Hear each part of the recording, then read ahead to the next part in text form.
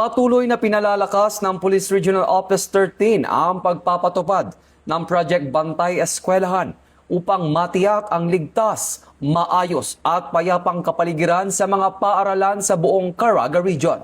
Ayon kay Police Brigadier General Marshal Mariano P. Maestrado IV, ang Regional Director ng Pro-13, layunin ng programa na maiwasan ang krimen sa loob at paligid ng mga paaralan sa pamamagitan ng pinaigting na police visibility at pakikipagtulungan sa mga school authorities, local government units at komunidad.